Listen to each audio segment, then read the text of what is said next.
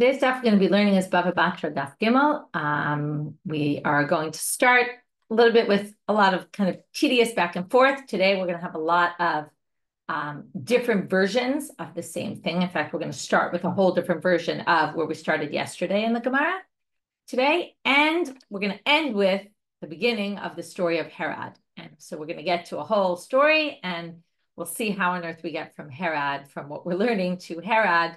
We'll connect the dots on the way. So our Gemara starts off with the words Lishna Achrina. Lishna Achrina means we have a different version.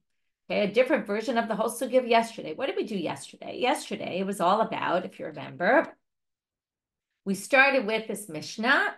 We dealt with the first line in the Mishna. What does it mean? If they wanted to build a mechitza in the courtyard, then they build a wall in the middle. We explained what is mechitza. We had a deliberation, but in the end, we concluded mechitza is wall. And then we had to explain what is the point of the Mishnah. Well, the Mishnah is telling us that only if they agreed to build a wall, otherwise they wouldn't have to build a wall because heizek re'iyah is not heizek. There's no issue. It's not considered damages if somebody looks into someone else's courtyard. And therefore, one side, if you want your privacy, well, it's your responsibility to put it up.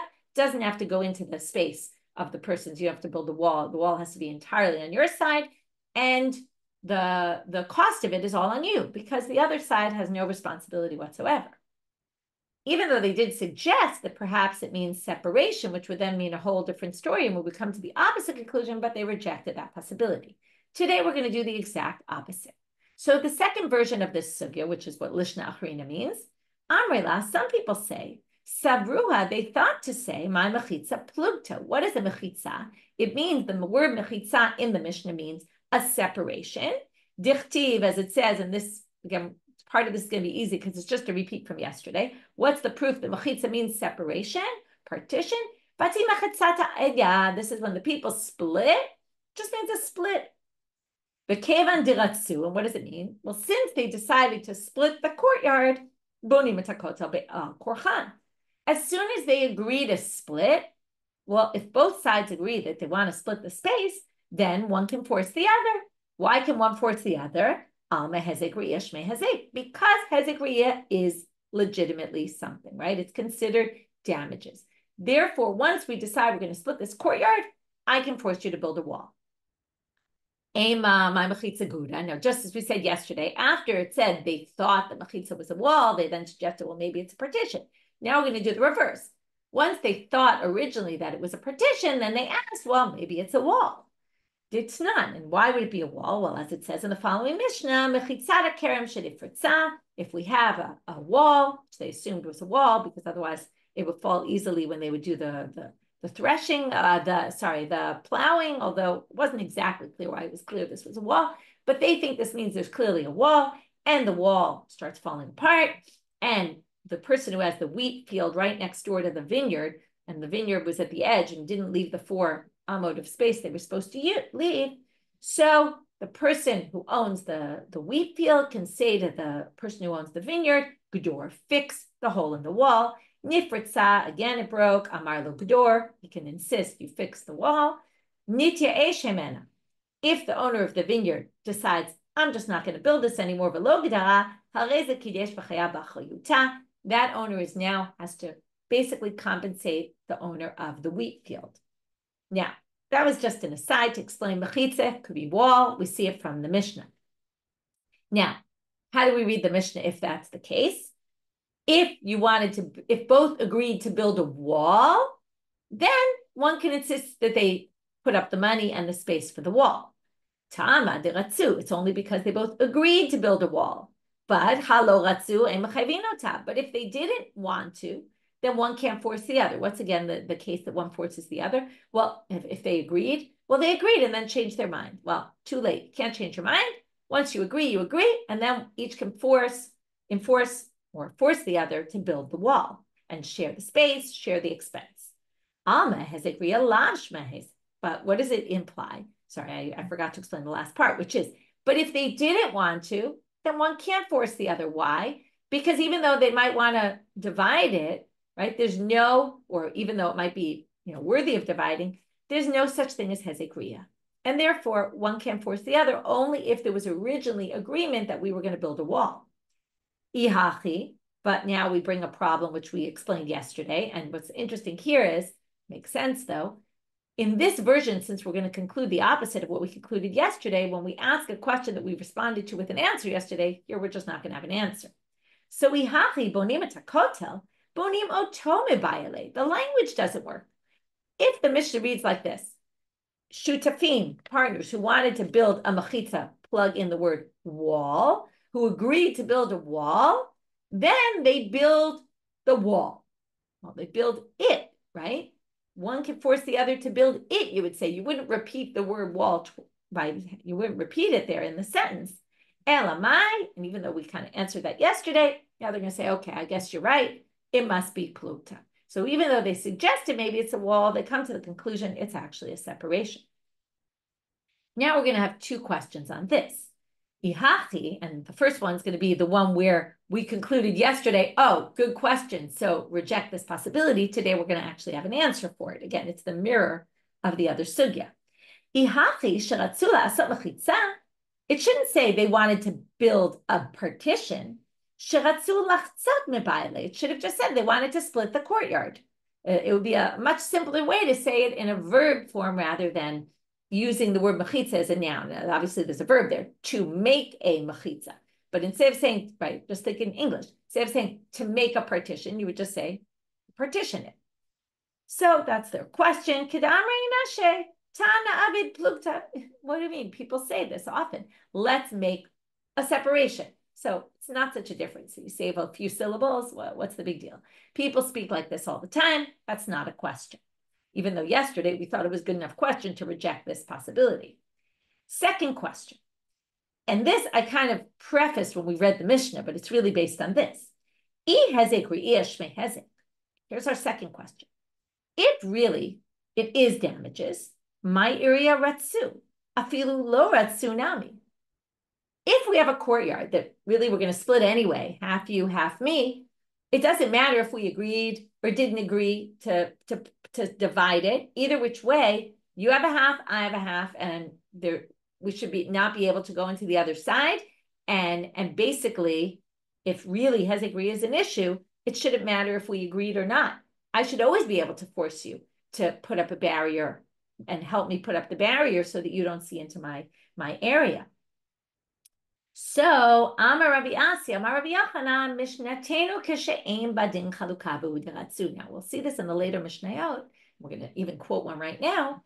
But the Mishnayot later are going to discuss, and I mentioned this yesterday, what size courtyard do we divide? If something's too small that we can't actually have enough space to do anything in it, then it's not divided normally, unless we agree to divide it. And that must be the case of our Mishnah. Because once it's already big enough that you can have 4 by 4 cubits and I can have 4 by 4 cubits, then obviously we divide it and one can insist the other put up a divider. But here what we're discussing is only if we agreed, because the courtyard was too small to divide anyway. So if it wasn't with agreement, no one can insist on anything because we share the courtyard. Only if they both agreed, and let's say I want to divide it and you don't, tough luck, I can't win because it's too small to divide. You could say you're leaving me with so little space, I have nothing to do here. We're sharing it. So it's only if ratsu. Okay, that's Rabbi Asi in the name of Rabbi Yochanan. This is going to basically lead us to a question, and we're going to have two versions of the question on this statement. So it's going to be another Lishna Achrina, okay, where we're going to have two versions. So the first question is, the first version, my kamashmalan. Okay, so if this is what we're going to say, the Mishna is talking about too small a space.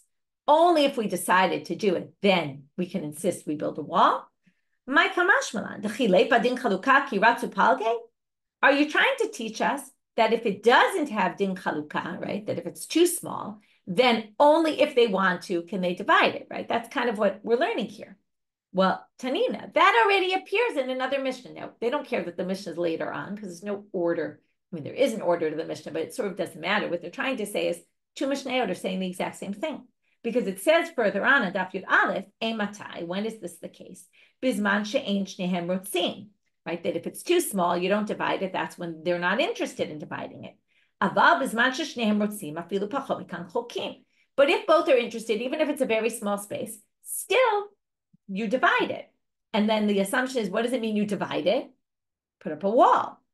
Well, they say, no, not necessarily. You wouldn't know that. What's the point of having both Mishnayot? If you just had that Mishnah,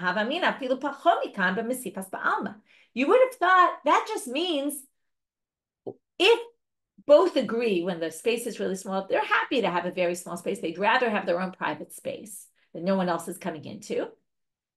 So you can do that. You can divide it. But how would you divide it? According to that Mishnah, it sounds like you can divide it just with a simple partition that doesn't block our vision. You wouldn't learn heizek re'ish me heizek. That's why you need our Mishnah, kamashmalan. Again, we're in the glasses of today's sugya, not yesterday's. Kotel, that it's a wall, that you have to build a wall because of heizek re'iyah, because of this concern of people looking in on the other side. So now they ask, okay, so basically if you only have the Mishnah Yud Aleph, you would assume any kind of wall, any kind of partition. Now you learn it has to be a wall, to which the Gemara says, okay, well, why don't you just have our Mishnah then? From our Mishnah, you could learn both. If they want to, you divide it. And how do you divide it? With a wall. You've got everything in our Mishnah, so you don't now need the Mishnah in Daf Yud Aleph. They go with the reverse perspective, to which they answer, you're right, you don't really need that. But the reason they told you that is because they wanted for the next line. They wanted to tell you there's a difference between dividing up a wall, a courtyard that's too small. There, right, you can insist and divide it. But they wanted to tell you that it compares to a different case, kodesh.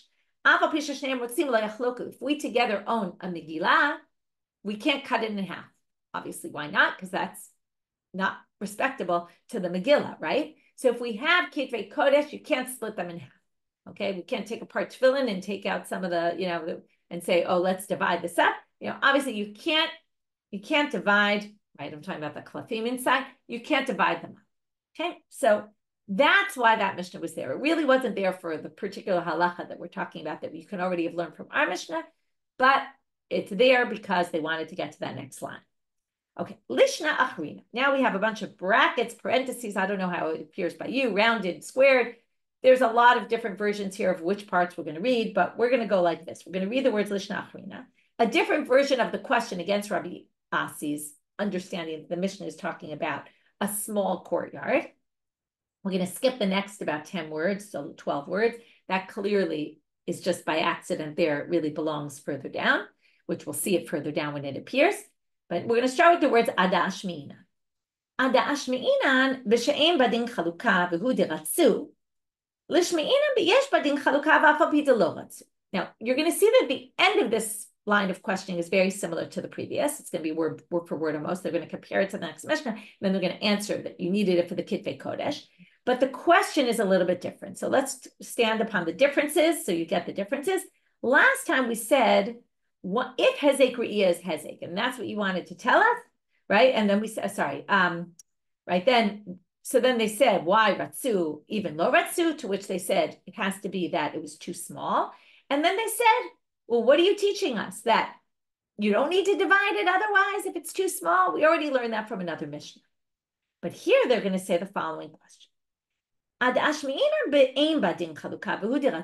did they choose this case in our Mishnah? In other words, if they want to teach you that the case is, right, it's not big enough to divide, and therefore, only if you want to divide it. And really what we're trying to get to is heizek re'iyah is heizek.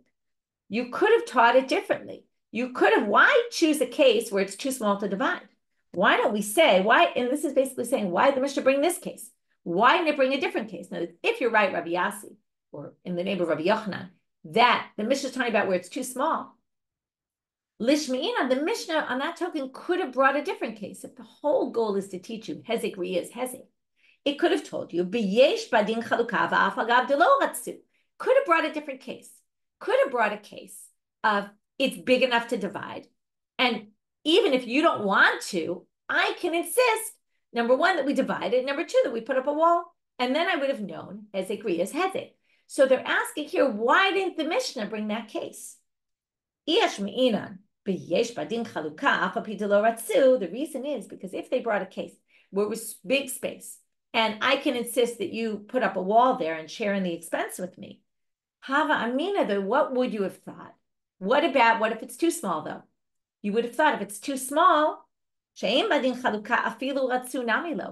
if you agree to divide it, but then you say, oh, but you know what? But I'm not going to build a wall. I'm just going to divide it with a partition. Then you would have thought, Hamash Malan, that maybe you don't have to. And maybe, or you can change your mind about it. You could say, oh, yeah, I was willing to divide, but now I changed my mind.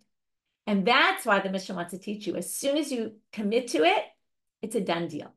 That's what they're going to say. That's how they answer this question. To which they now this leads into the previous girsa, the same exact, or it's a little different, but very similar. How could we have possibly thought that if you agree to divide and then change your mind, right? We have this small courtyard. That's what we're basically saying. Our Mishnah, why did our Mishnah, the Mishnah theoretically, according to this reading, could have chosen two examples. Could have brought a big courtyard where I didn't even want to divide it, but you can force me to put up a wall. Could heizek be as heizek. Or it could have brought our example. Why did it bring our example? Well, so that you don't think that when it's so small, if you agreed to divide, maybe you would have thought you could change your mind. No, you can't. But why would we have even thought that you could think that? Right? They're saying the Mishnah came to say you won't think that, so you don't think. But why would you have thought it in the first place? Ha katane seifa. Now we'll bring that other Mishnah in Yud Aleph where it's very clear. As long as they agree to it, right, then you're going to divide it. And how else are you going to divide it? My love, a kotel, right? How else are you going to divide it if not with a wall? Lo, amasifas ba'alma. And now we go back to the same way we answered the question from the other Mishnah last time. That Mishnah will only tell you that we can insist you divide it, but you wouldn't know that you need to divide it with a wall. You might have said, well, when it's such a small space, maybe you don't need to divide it with a wall. So then they say, okay, well, if so, and this could be the exact same line of questioning as before. Why don't you just teach our Mishnah then? From our Mishnah, it's clear you need a kotel. And our Mishnah is in a case where it's too small. And then you wouldn't need the Mishnah in Yud Aleph. Again, why do you have that Mishnah? There, it's really there for the latter part of the Mishnah. You don't really need it for our halacha. Okay, so that was a little confusing because it was very similar sugya, but again, a different version with a bit of a different twist on the question, the original question, even though eventually we get back to the same kind of line of questioning. Now we have another question on Rabbi Asi, who again says it's a small courtyard. That's the case. Right? You're saying the Mishnah when it's too small to divide. So now they say another question. So what that you agreed? I could just change my mind. I didn't commit to anything majorly. We're having a discussion. We decide, it'd be nice to split this courtyard, even though it's really small. I agree, but why can't I change my mind? Not like we did some acquisition or something that it's too late to change my mind. There was no sale. There was no anything. Why can't they change their minds? So here, and this is the line that was quoted by accident earlier, Amar Rabbi Asi, Amar Rabbi Yochanan, shekanu miyadan. They must have done a kinyan. What's a kinyan? A kinyan sudar. They lifted a handkerchief to show seriousness of purpose. If you've been learning Gemara until now, you know that always shows seriousness of purpose. To which the Gemara says that's still not enough. Kinyan dvarim ba'almahu. When does a kinyan sudar work? Let's say I say I'm selling you my cow, and then, or my car. Let's do it more realistic for us. I'm selling you my car. And then we do a kinyan sudar, right? Like nowadays, it could be a handshake in certain areas of business. A handshake seals the deal. So we do a kinyan sudar. So with that, you acquired my car, okay? And I can't change my mind. But here, no one acquired anything. They were just dividing their shared courtyard. Well, maybe they did, and that's what we're going to say right now. So they say it wasn't just speech, just talking, and nothing real was happening there, but it's where we didn't just say, let's divide the courtyard. We said, let's divide the courtyard and I'll get the east side and you get the west side. And then already we're talking about acquiring a certain part of it. Or, Rav Asi Amar, I took a walk around my half, you took a walk around your half, and then we did this handkerchief. Then it would be while walking around, it wasn't just I stopped, took a walk. It was that I walked around to show this is going to be mine. You walked around to show this is going to be yours. And then we lifted the handkerchief. Then that would be a real kinyan. Now we're moving back to the Mishnah, to the next line. Makom shenagu livnot gavil. And then we talked about the gavil, gazit, pisin, levanim. If you remember, the gavil, unhewn stones. The gazit is hewn stones. The pisin is the 2 half bricks that they molded together, and the levanim are bricks. And it's 6, 5, 4, 3, right? In that order that we just said. So now they're going to define all these things because we knew it because we had the sugya Bava Mitzia, and the Bava Mitzia sugya explained it based on here. But here come all the definitions and maybe perhaps some questions on them. Gavil avnei de la mashapia, unhewn stones. Gazit avnei de mashapia, hewn stones. Dichtiv. That actually has a pasuk when they built the Beit HaMikdash. Kol ela avanim yikarot kimidot gazit. Like that, the size of the gazit, meaning there's a very particular size because they're hewn to be exactly the right size. Kifisin, parochet, levanim, livne. Okay, half bricks and bricks. Amale Rabbi Braid, Rabbi Asi. Now, everyone knows because the Mishna says it that the gavil is 6 and the gazit is 5 and blah blah blah. Okay, that's clear because the Mishna says if it's gavil, then each one gives 3, and if it's gazit, each one gives 2.5. Blah blah. Right, 7. But what they're saying is maybe it has an extra tefach for a different reason. Why do you say the gavil are unhewn stones? High tefach yetera l'mishorta de karnata, and basically you're saying that the extra tefach is what's jutting out, the jagged edges. Dilma palga de gazitu, maybe it's half a gazit, just like right. High tefach yetera levene or behu. The extra tefach of the gazit, it's 2 half gazits, 2.5, 2.5, with the cement in between or the mortar in between that's keeping it together. Kidika amrin, just like, and we make an analogy, just like kafisin or arche and levanim or livne, the kafisin are the arichim. Arichim is a half brick, and the levanim are a brick, and high tefach yetera, and the extra tefach there is levene orbe, is the mortar in between. Why don't we say it's the same thing here, right? That is to that, like that is to that. Amalei. And so he throws the question back and he says, wait, according to you, how do you know that pisin is arichim, half bricks? Ela Gemara Gemirale. You have a tradition about it. That's how you know. You don't really know it. You just know it from a tradition. Well, Gvil Nami, Amnei de la Mashafi, Gemara Gemirale. Very interesting answer. He says that's how we know what a gvil is, from a tradition. So just like you know you want to learn from fact A to fact, what fact B is, what B is. You want to learn what you take that as a fact. Why do you take that as a given? Because of the tradition. This also we know is a tradition. And that's how we end with, they're both traditions and there's nothing to it. We're not going to learn one from the other. Now we're going to do the exact reverse of the sugya and try to learn the bricks, the half bricks. Maybe kvisin is not half bricks. Maybe it's unchiseled bricks. Okay. And do the exact same thing in the reverse. I told you it's a day of just redoing sugyot from a different perspective. So some people say that Amalei Rabbi Achabrei to Rabbi Avi to Rabbi Asi. It was different people who said it, but both to Rabbi Asi. Mimaydai kafisin arkinu. How do you know the kafisim are arichim, are half bricks? The high tefach yetera lebeni orbe, and the extra tefach is the mortar. Dilma my kafisin avnei dilo mashapia. Maybe kafisin are unhewn bricks. By tefach yitera l'mashorta de karnata, and it's the jagged edges that have an extra tefach. Kidkamrinan, just like we say, the kavil or avnei de la mashapian and gazit or avnei de mashapian. By tefach yitera l'mashorta de karnata. Why don't we just make the analogy? Kavil is to gazit, like pisin is to levanim, and it's just the extra jagged edges. To which they answer again. Rav Asi answers, "V'litamech kavil avnei de la mashapian minalam." Where do you get that kavil is unhewn stones? Gemara Gemirale, it's a tradition. Achanami Gemara Gemirale. So we say the same thing about the kfisim. End of section. Amrabai.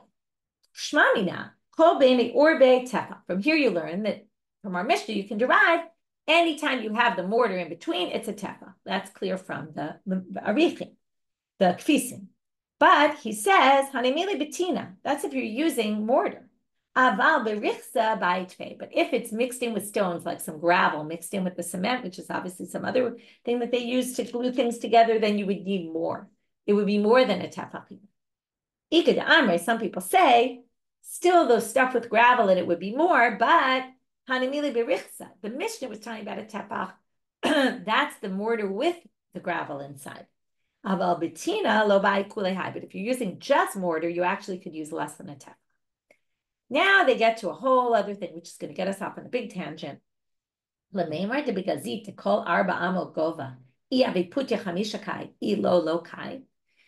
making a certain assumption from the Mishnah, which is a little bit weird, but let's go with it. Later on, we're going to see that these walls we're talking about are 4 cubits tall. Okay, we mentioned this already. They're 4 cubits high. So the gazit, if you're going to build with gazit, they're 5 tvachim wide. That's what we were saying. So 5 tvachim wide for a 4 amot high for 4 cubits of height.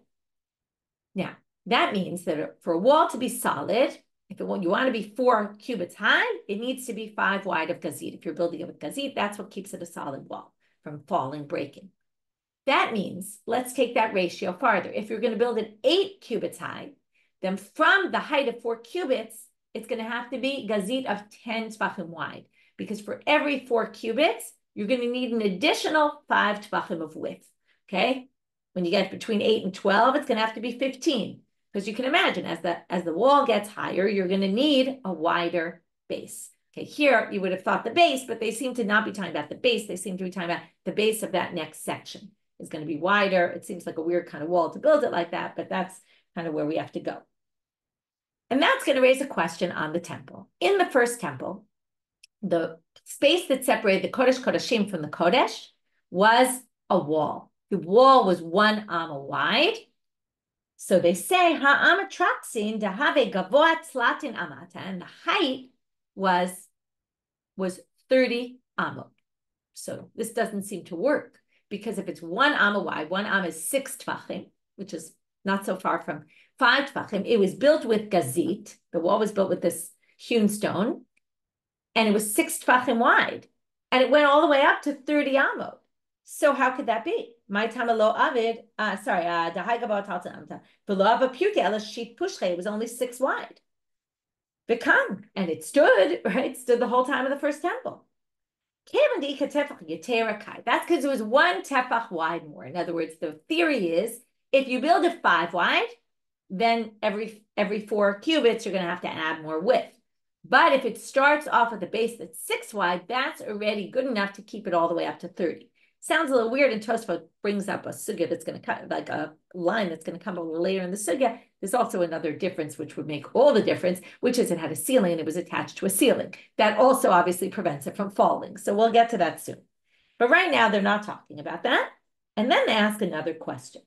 Ubimikdash sheni. Now, in the second temple, they didn't have a, this, by the way, seems to prove how we know that why I explained it that way, that it's not that you make the base 10 wide if you're going to go 8 amot high, because otherwise, right, already from here we learned 6 would have been enough. So what this means is if your base is 6 and you want to add to it further on, you're going to have to add it wider. Yes, I see you're asking about whether architects could clarify this, right? I assume it's not necessarily totally accurate. So in any case, but this is what they said. In the second temple time period, they had a curtain there. They didn't have an taraksin. Now, why is that? My time lo avid taraksin. Ki kai b'tzlatin kai tfelo kai. That's because the ceiling was higher in the second temple. How do we know that? And then, therefore, it wouldn't stand with a ceiling higher, because what we said, 6 tvachim could go 30 amot, but not necessarily beyond that. So now they say, how do we know that in the second temple the ceiling was higher? Dichtiv, because it says in the pasuk, Gadol היה כבוד הבית הזה האחרון מן הראשון. גדול יהיה כבוד הבית הזה האחרון מן הראשון. This temple, right, will be, this is in Chagai, the כבוד הבית הראשון, the second one, the האחרון, will be greater than the previous one. Rav Shmuel, v'amrei Rabbi Yochanan v'Rabbi Elazar, we have a debate here. Chad amar who, we have a debate who said what, and we have a debate of who even the argument was between. Chad amar b'binyan, v'chad amar b'shanim. One said in height, binyan, in the building, it was greater. Physically, it was greater, meaning taller, and some say it was going to last longer. And both are actually right. We're now at the top of Amabet. Okay, so the second temple was both taller, and it was both lasted longer. So that's why you couldn't build the Amatraskin with a wall, right? It's called, by the way, the Amma taraksin because it was a wall, right? It was an Amma wide. That's why it's called the Amma taraksin. But they put a parochet instead. But the Gemara is still not satisfied with this. They obviously think that if the first temple was built with a wall, you should build the second temple with a wall. And even if it's not going to stand properly, well, why don't we do this? Now, build the wall 30 amot high in the second temple, and the rest, to get to the ceiling, parochet, put a parochet up. So now we're going to get to the part I mentioned Tosfot said earlier, which is kikai talton amtanami agav tikru maziva avakai. Well, we didn't mention to you before, but the reason why it stood was because it had a ceiling there. In the second temple, if you build it 30 amot high, it's not going to have a ceiling to be leaning on because the ceiling's much higher. And therefore, that's why they didn't build a wall and then a parochet. But they say, right, and below tikra maziva lo avakai, it wouldn't stand without the ceiling. So now they still are pushing it. Why didn't they at least build however high you could get without a ceiling? Okay, whatever that is, build it. 4 cubits, 10 cubits, something with a wall, and the rest parochet. To which we finally answer and finish this section. Amar Abaye, Gemire, we have a tradition, ikulu bebinyan, ikulu beparochet. Either you do completely gazit, this wall, or completely parochet. How do we know this? Because what are our two models? Ikulu bebinyan mi mikdash, ikulu parochet mi mishkan. Now, in the Mishkan, we didn't talk about this yet, but in the Mishkan, there was a parochet that separated the kodesh kodashim. So we either have a model of the Mishkan or we have a model of the Mikdash. We don't do this combination, right? So that's why we did it, only the parochet. Now we're going to go back to our topic of the Mishnah, and then we're going to come back to the idea of building temples and things like that. Okay, now they have this interesting question, or maybe not so interesting, but when the Mishnah gives these measurements, 6, 5, 4, 3. Is that what we thought when we learned it in Bava Mitzia, that every unhewn stone is 6 and the hewn stones are 5, or at least what they're telling us here is that you need to build these walls, make sure if it's gazit, it's 5, if it's unhewn stones, it's 6, etc. Is that including the plaster that they put on the wall to keep it all together or not? Because that adds width to it. So when we say, because remember, it was all talking about how much space it takes up in your yard. So wouldn't that include also if there's going to be more width of plaster, it would include that. So when it said 6, it means stones that are 5.7 and then, 1.5 of seed on each side, something like that. Or not. Or does it mean in addition, you're going to need more space for the plaster? It must be that number includes the plaster, not like we thought, but it includes it. Remember, the Mishnah talked about how much space you need. So it would have said 6.2, or something like that. So it must be that number includes the plaster. To which the Gemara says, no. Anything under a tefach, it's not worth mentioning. It's 3 tvachim, 6 tvachim, plus a little more. They don't really talk in decimals. To which they say, what do you mean? They did talk in half tvachim. So they could have mentioned it. So again, back to saying, must be, they didn't mention it because it's included, right? So they say, no, that doesn't prove anything because hatam chaze leads derufe. Half a tefach can join a half a tefach to become a tefach. That's already a serious measurement. You're talking about 0.2, it's not really going to connect with anything and it's not worth mentioning.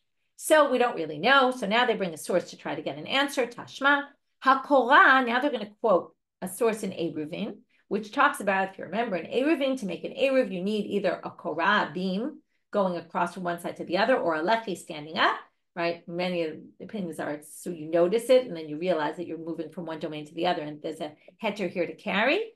HaKorah, or maybe you're really making a mechitza. There was our other big discussion about what mechitza is. HaKorah sha'amru, how wide does it need to be, this Korah? Lochba kedei lekabel ariach. It has to be wide enough that you could put an ariach on top. And what's an ariach? They tell you, ha'ariach chatzi leveina shel shlosha tvachim. It's half a brick that is 3 tvachim. To which they say, right? So now it seems like, now there's no seed, right? Because You're not cementing it to anything. They're just saying it would be enough if you stuck a brick on top, it would be able to stay there. That's the width you need. So now in the Ariach, which is 1.5 tvachim, a half a third of a tefach. So now they say, no, that could be talking about a large brick. If every levena was 3 tvachim, they wouldn't need to tell you to fit a half a brick when a brick is 3 tvachim. They seem to be telling you here to fit a half a brick, we're talking about the bigger bricks that are 3 tvachim, which means that there are smaller ones, which means that our Mishna didn't say a brick that is 3 tvachim, which means that likely, and they conclude, Shema Mina, that our Mishna is talking about including the plaster. Okay, but the 3 tvachim, it's talking about smaller bricks that include the extra plaster, and once you learn it for the bricks, then you learn it for everything else. Now we get to this other halacha, since we were talking about the Amatraskin and the Beit HaMikdash, or really we want to get back to the Beit HaMikdash, and to do that, we're going to bring this halacha of Rav Chisda, and eventually get back to the Beit HaMikdash and get to Herod and how we rebuilt the temple. Amar Rav Chisda, lo lister inish beknishta ad debane beknishta achrite. Brings a halacha Rav Chisda that you can't build a shul, very interesting, until you can't destroy a shul to rebuild it until you build another shul. Basically means if you want to do construction on your current shul, you have to basically build another shul, destroy your shul, and then rebuild it. That sounds a little bit complicated. Well, he says you really can't do that. Some people say, again, we're going to have different versions. Misham pshiuta. Well, we're worried if you knock down your shul. I'm certain you know examples where this happened. And then you go to rebuild it, but then let's say you can't get enough money for it, and then you don't rebuild it. And then you basically destroyed a shul without rebuilding it. That's a problem. Some people say it's just a problem because you're not going to have anywhere to daven. Where are people going to pray the whole time you don't have the shul? So my benai, what's the obvious difference between them? This isn't such a tough one.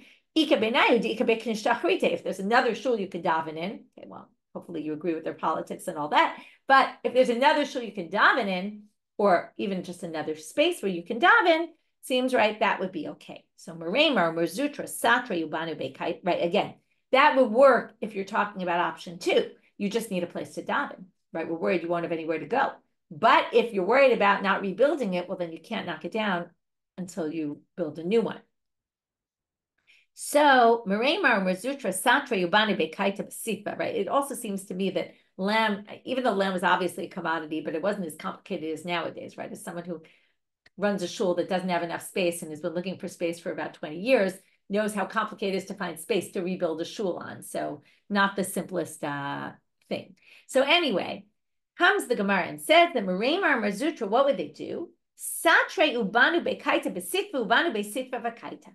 They had a shul for the winter and a shul for the summer. People have summer homes, winter homes, so they had summer shuls and winter shuls. Now it sounds kind of funny, but why? Because in those days, you needed a lot of windows. They didn't have air conditioning or heat. So what would you do? I mean, they had, fires they would make, but they would have houses with many windows to allow airspace ventilation that they would use for their shul in the summer. In the winter, they would use ones with much fewer windows and built much more solid that would keep out the cold air. So you need a much lighter, airier kind of house for the summer. So what would they do? They would destroy the summer one in the winter and rebuild it, and they would destroy the winter one in the summer, and then they would use the other one, during that time. So now they ask a good question. Gavuzu, and it's going to get back to actually hostages and redeeming hostages. Gavuzuze umachtemai. What if if the whole concern is pshiuta, that you're going to run out of money, that's the main concern, you won't be able to build it. What if you collected all the money to build the shul? Right? We all know that doesn't necessarily mean you'll have all the money in the end, but because somehow things always come up. But let's say you have the money. Amar le, Tilma Mitrama, they pidyon shvuyim v'yaveluhu. That won't help you, because what if somebody gets taken captive? You're going to take the money. The first thing you're going to do is say, oh, we have this fund for the building. We're going to move it over to redeem the hostages. Well, what about Shrige Livne, Bahadre Hudre, Omachte Kashure? What if you have everything lined up? The bricks, the beams for the roof, the beams for the house, for the building, everything's lined up. Same thing. You see how central Pidyon Shvuyim was for them, and how perhaps it was relevant, or perhaps it just seemed to them such a high priority that everything's going to, right? That's going to trump everything or almost everything. So they say you could have all the bricks lined up and everything ready, but if Pidyon Shvuyim comes up and you have to redeem someone, you'll just sell everything and take the money. Well, you're going to go so far as to say the shul is built, you'll sell the shul and you'll redeem the hostages? No. People don't sell their houses for that kind of thing. And well, the more so, we're not going to sell a shul for that. So once it's built, we're not worried about that. But until it's built, we're worried. And by the way, we're going to limit this whole halacha though. The whole thing, you can't knock down a shul, that's delo chazu beitiyuha. That's if you didn't find some cracks, serious problems in the structure of it. But obviously, if there's a problem in the building, you can knock it down and rebuild and forget about this whole halacha. Rabbi Asi, and here we see a very good personal example of someone, although you might think he's a little crazy. There was a problem with the shul in Mata Machasya.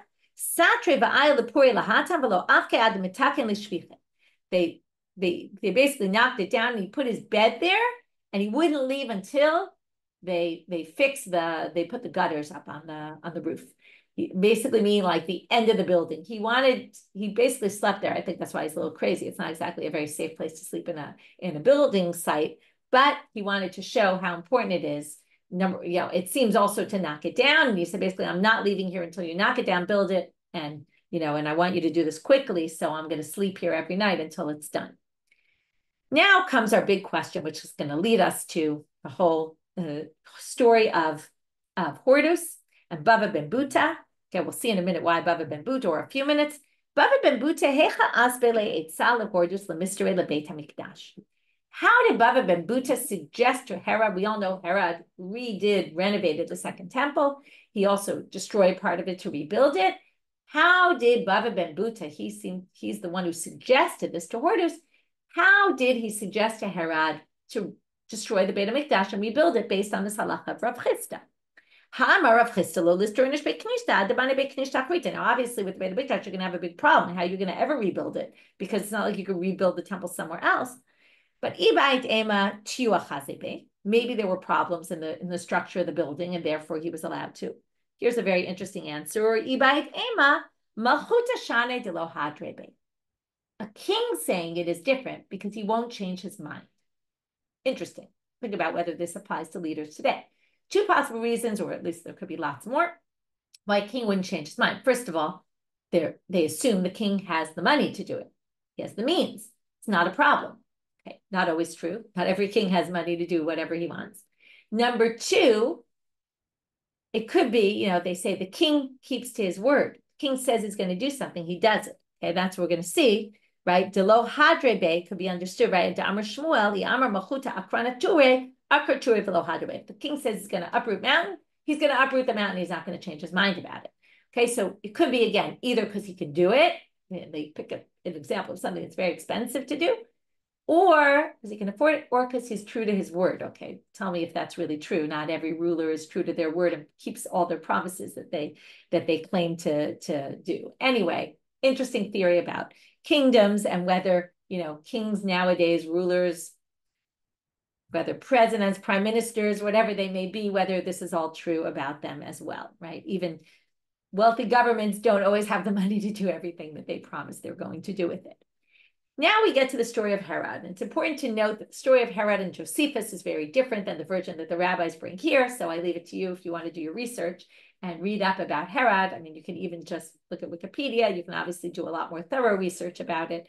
There's a lot to be said about the history here. We're going to read the rabbi's version. So we're only going to start it today. He was according to the rabbis, he was a slave, a Canaanite slave from the house of the Chashmonaim. He worked for them. Natani Nabotati, he had his eye on one of the girls in the kingdom, from the house of the Chashmonaim. Yom Echad Shama Gavra Bat Kala. One day he hears a heavenly voice. Amar Kol Aved Demarid Hashta Matzah. Any slave who rebels right now will be successful. Said, this is my opportunity. Kam Katlinu Lekule Marvata. He killed all of the people in the house of the Chashmonaim. All his Marvata is his Adonim, his masters. And he only left this one girl. When she saw the slave wanted to kill her, she said, literally not over my dead body. Salka Ligra, she goes up to the roof. Ramakala, okay, so you think she's going up to the roof to make say it really loud, everyone will hear, but you'll see in a minute why she went up to the roof. Amar Komanda Ate Amar Mibech Cheshmonaim Atina Avdehu. If anybody ever says they're from the house of the Cheshmonaim, they're a slave.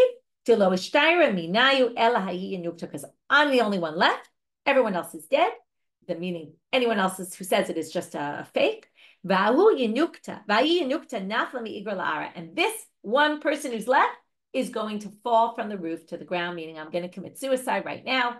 And she, in fact, does.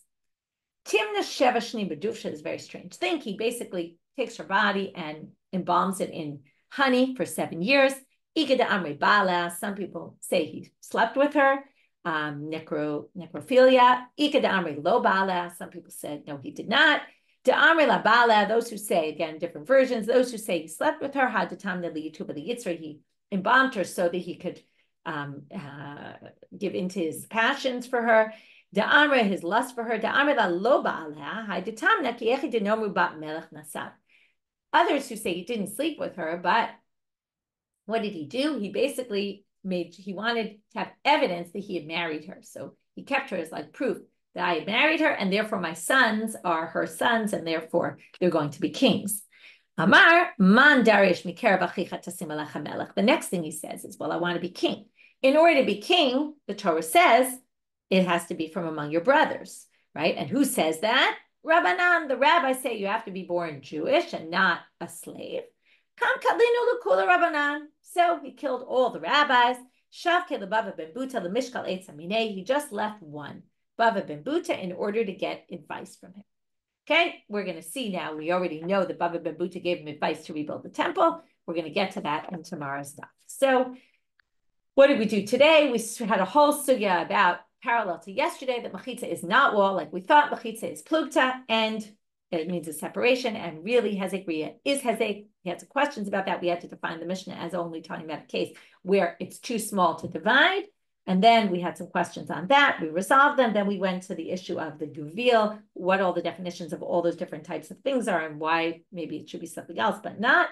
We went to the